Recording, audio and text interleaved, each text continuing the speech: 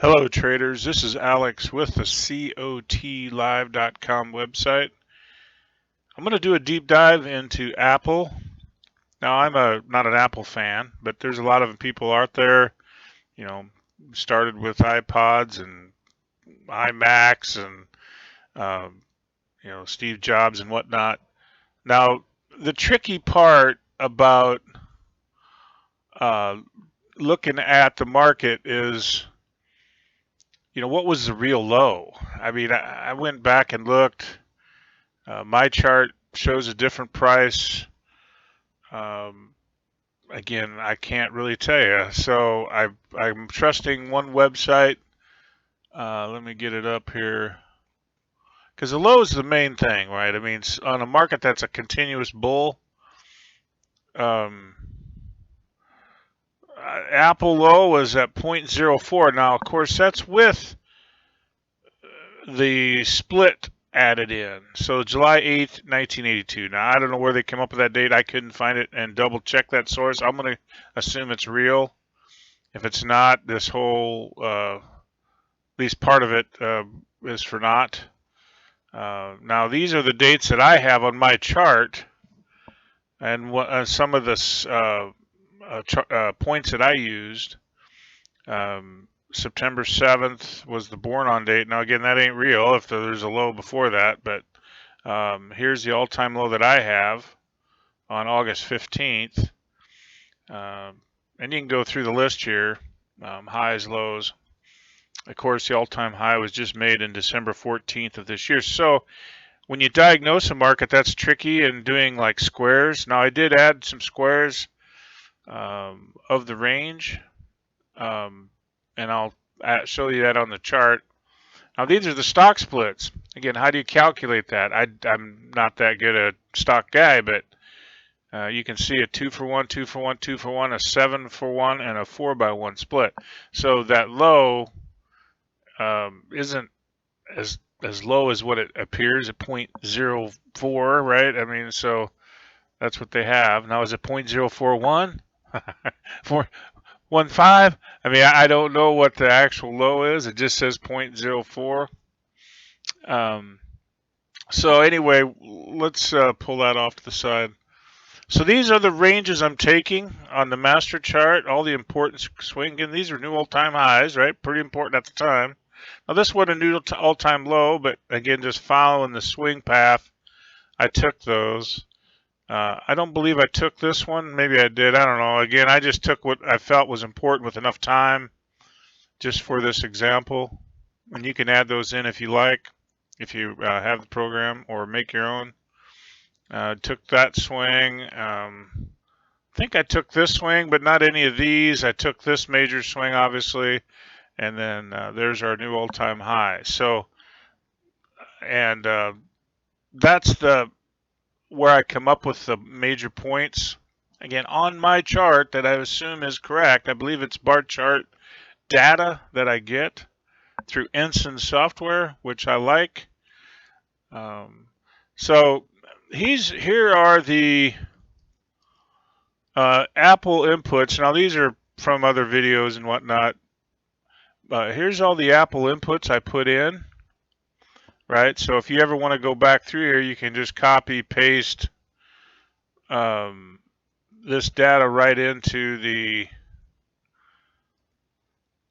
right here, right, and so on and so forth, and then it'll change all the data accordingly. So now I did all this. I'm not going to waste your time going through it. You can look at other videos and how I do it, but it's simple as that, right? I mean, you plug the data in, it spits it out. So here is, I saved everything to an Apple folder here. Let me move this away. This is the Apple folder that I kind of created. These are the inputs. Now I did also, again, doing the deep dive, sorted them by month and day, which I had to, there's no way to do it easily, so I just went ahead and put them out here. So that way I can go and plot these onto the chart. So let me get the first chart up that I kind of pre-saved on Word here. And you can see that these are the data points, and the red is low, blue are highs of all the annuals, Gann used to call them. So these are the annuals, and I'll plot these out into eternity. Any new ones that come along, you add to it, right? Now, the interesting thing that you look at is where the important lows and highs occur. I didn't do the math on it, but looks like that first few days of January is important. Um, and then you got it goes all the way then out to basically March, 1st of April. A lot of April major points, and then May. Nothing in June or July, all time wise, and then or major swing wise. September, October, no Novembers, right? So again, as Gann used to do, he'd go through that and kind of basically have a seasonal on a stock, knowing, again, if you're popping a major league bone in February, is it going to be a high? The odds are no.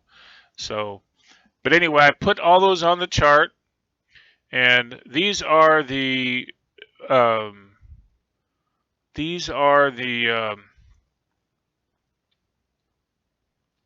master chart points that we inputted. Now these are the master chart data itself. Let's see if I kept them. I did. Now what I did also is edited them a little bit. Now that one we just put in. So I'm going to delete that. But these are the data points that I put in. What is that? January 3rd. Oh, yeah.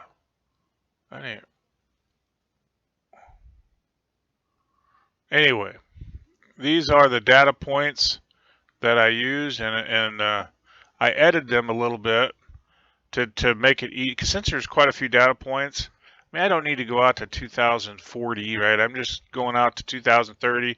So I edited and chopped off anything beyond that.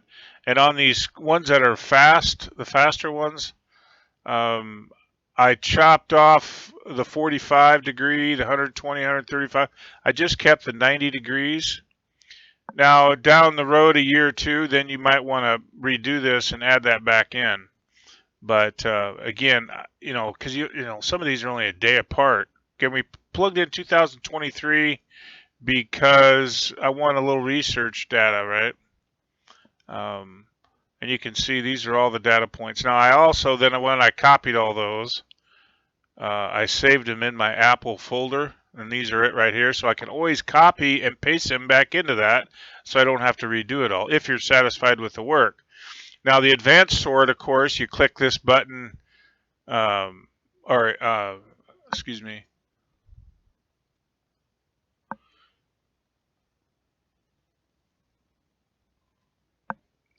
Oh.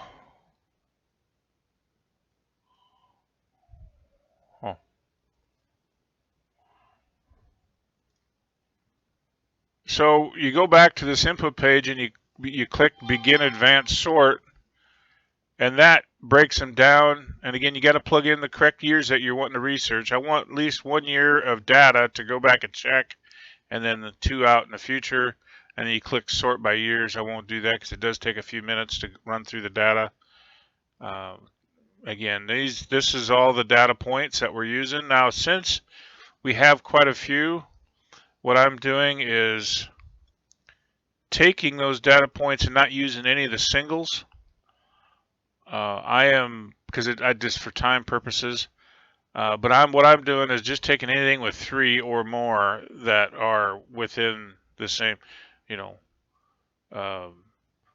so that's kind of how I'm doing it. Like right here, there was 3 Tuesdays. I copied that over. Now this is for future reference, right? 2024. The next one is January 19th. There's 3 of them coming up, which today's Tuesday, January 16th. So that'll be this week. And then that's how I did it. So I saved that data. I also did the square of the range. So there's not much to square, right? Because its new all-time high is just December. But I did run the square of the range on the squaring range calculator, the Excel spreadsheet.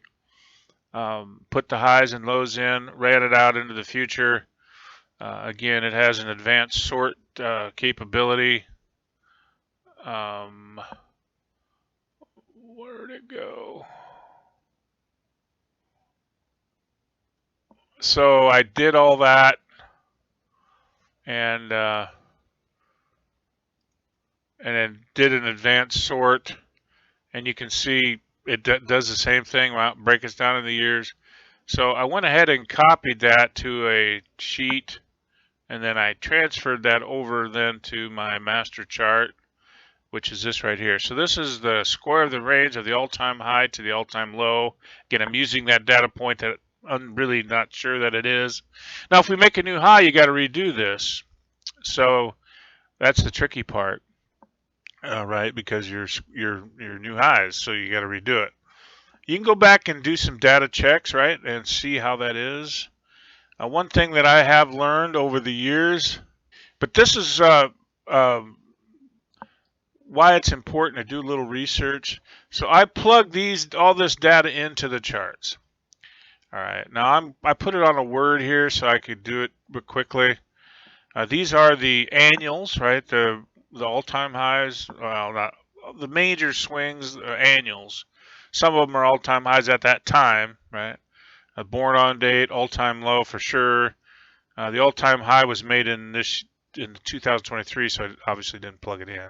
But there it is. So now in the future, then you have to keep track of all those, just like you did in 2023. Now, then we plotted in, after the annuals were plotted, then we plugged in all the master chart ones, right, that are 3, 4, minimum 3, a minimum of 3, maximum whatever. So you can see there is the annuals with the master chart data. And they did really well, I think. It's not rocket science or anything. The algorithms that are currently being used are quite precise. This is a little not, but it still works. And then I added in the square of the ranges that we looked at, right, from the Gann square range calculator.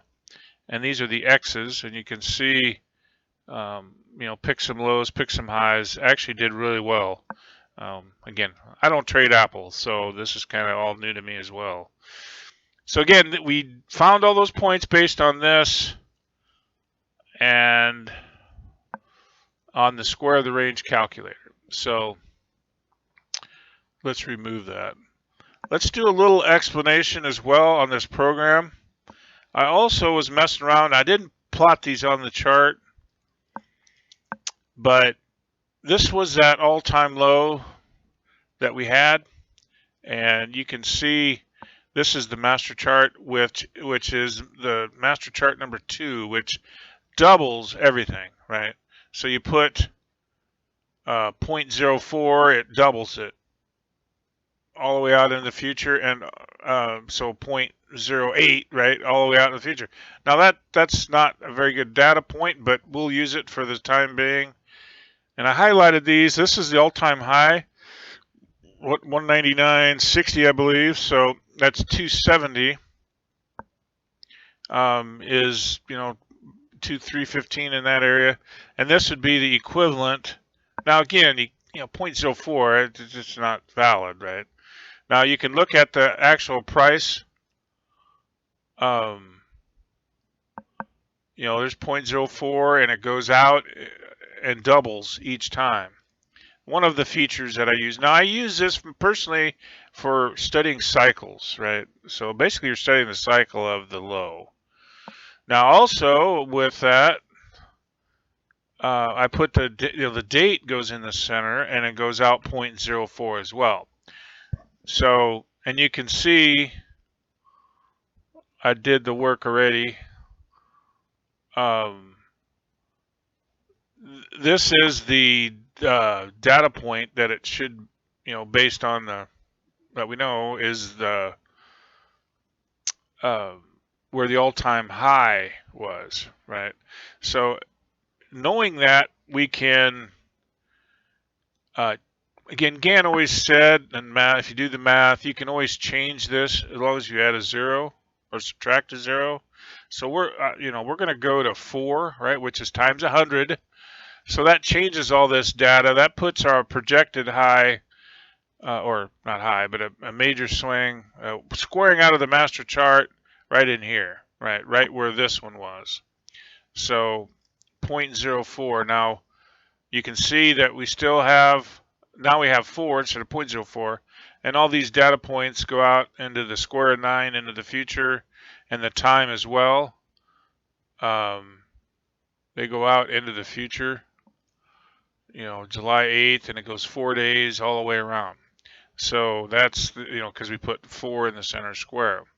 Now this is the zone that it calculates. So February 25th, 1925. And if you plug in the price, 199.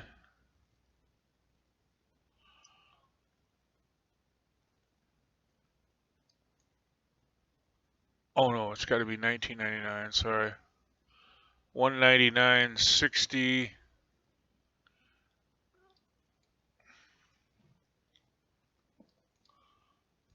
Oh, I got it highlighted. 199.60. So it actually hit this square, which is 16 over and 35 down, right? On this quadrant on the master chart. So now again, let's go, just so you understand the math, let's change the input back to 0.04. And let's go back to the price. And that's 199.60, right? So the math didn't change. This is still the same spot. You can change it to whatever you want as long as you add the 0 or subtract the 0. And this will always be the same. Now that's quite interesting, right? How the math works. Now on the master chart, of course, this is the odd squares. These are the even squares of 9. So let's go to the actual. Giving you a little lesson on master charts here. Sorry. Let's put 0 in here.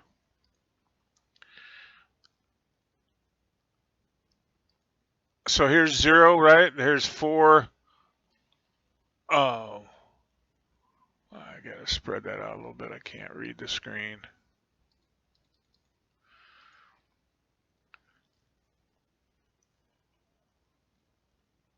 Yeah, I mean, these are the even squares. These are the odd squares. Or no. 18. Yeah, now again, this is the new square, right? That's why this is colored. So these are the odd squares. 9 times 9, 11 times 11. And this is the even squares, 4, 16, 36. So again, that's all reference, right? Now these are the divisional of that, 45, 90, 120 if you want. So and understanding that then, this is the odd squares, these are the even squares. No matter whatever you plug in, it's all going to be equal to that similar process of the square of 9. And there's some math to that. The important number in the master chart is 8. I won't get into that. You can calculate that on your own. But so anyway, this is the. Let me go back in and change that to 4.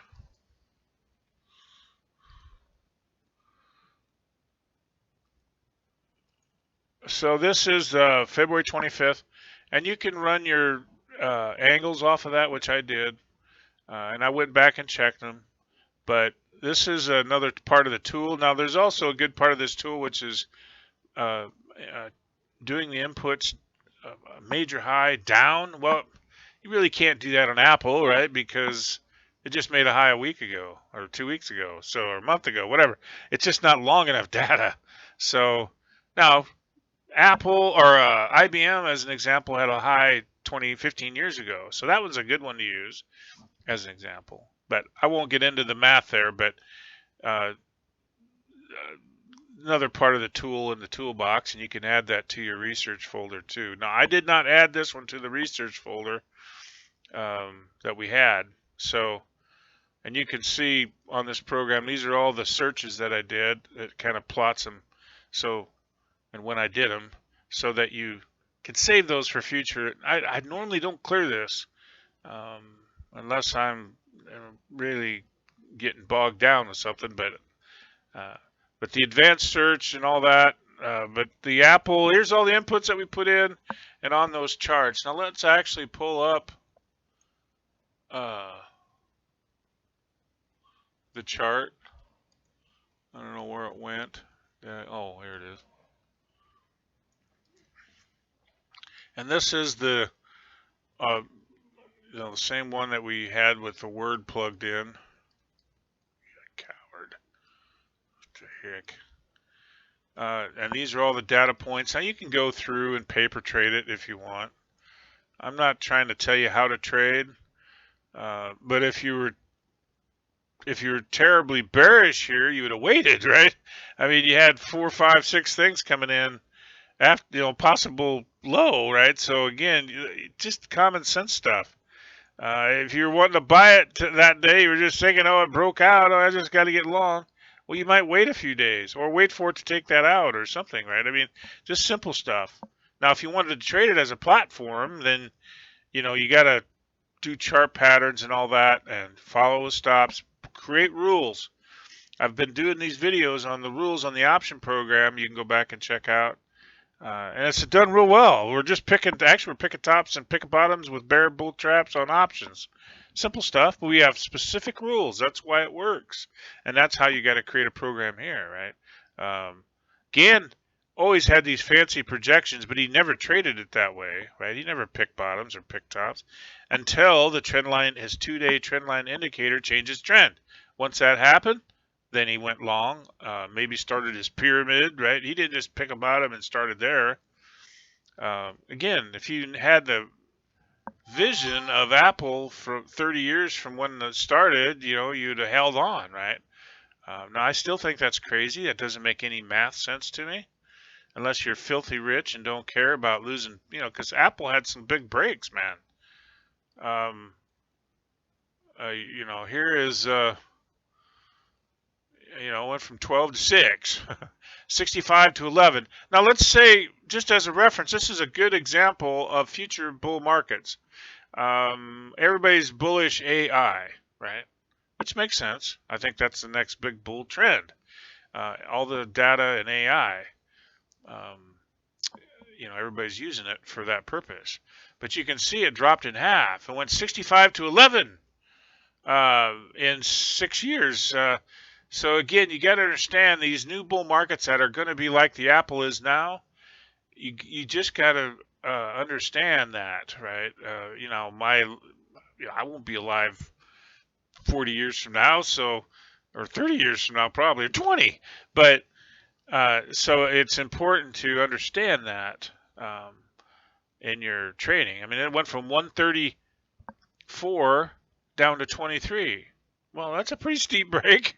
I mean, went from 725 down to 279 back in 2007. And 10 years ago, or 11 years ago, it went from 25.18 down to 13, right? So,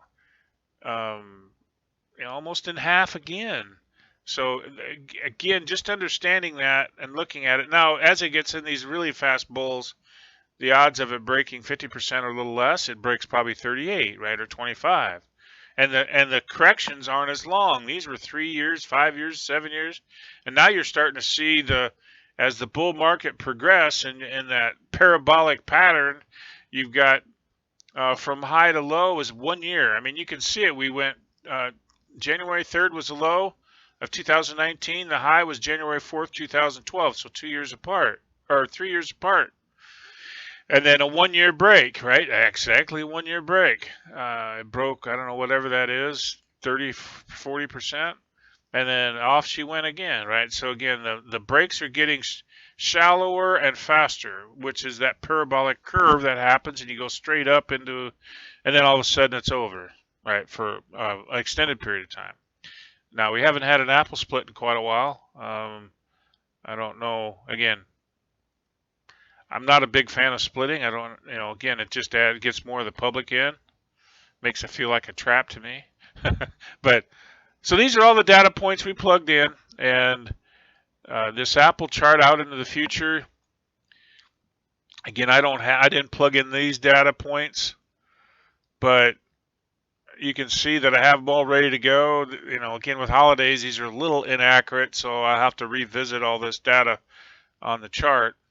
But uh, and you can pause and print these if you want. I'll go through these real quick so you can write them down if you don't want to purchase the program.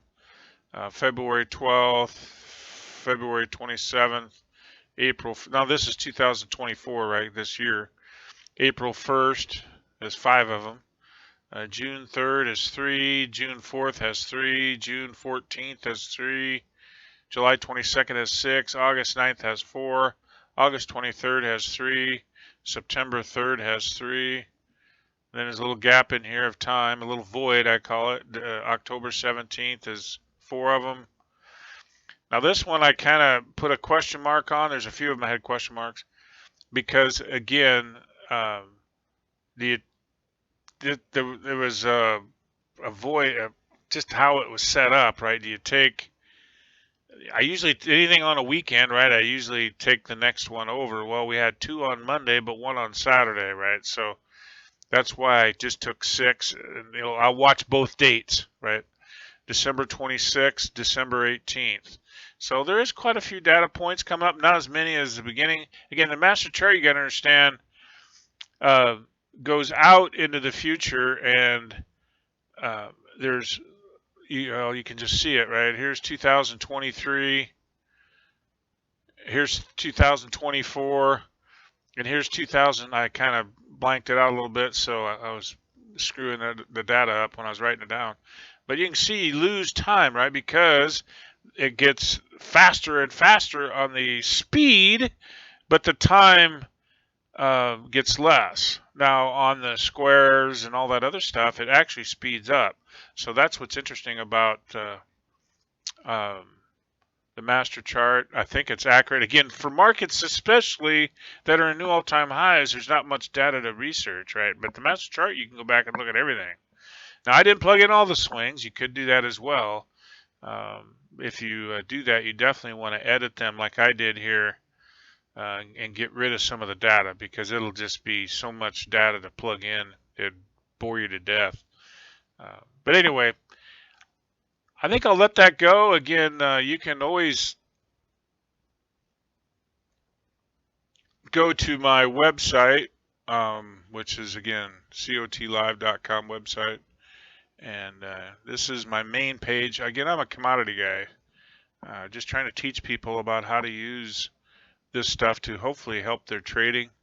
I have several videos, dozens now, of videos on using options, and we're using trading bull traps, selling bull traps, and buying bear traps with options, short with dated time and specific rules. But this is my commodity page. I go through a lot of stuff. I plot the COT data, commitment traders data. But also I've got the Gann site, free stuff, and here's the products that I kind of sell. The lessons. Now the first one's free. Now that's the 2-day Gann 2-day trendline indicator. This is the Excel squaring calculator, and the master chart program that we kind of reviewed a little more. Now, all these are awesome. I use them all the time, as you can see. So if you're wanting to do that, you feel free to purchase them. Other than that, I'm going to let you go. And if you have any questions, I probably won't respond to you. I get so many emails. I'm pretty bad at it. Anyway, I hope you enjoyed this and have the rest of a good trading year. Goodbye.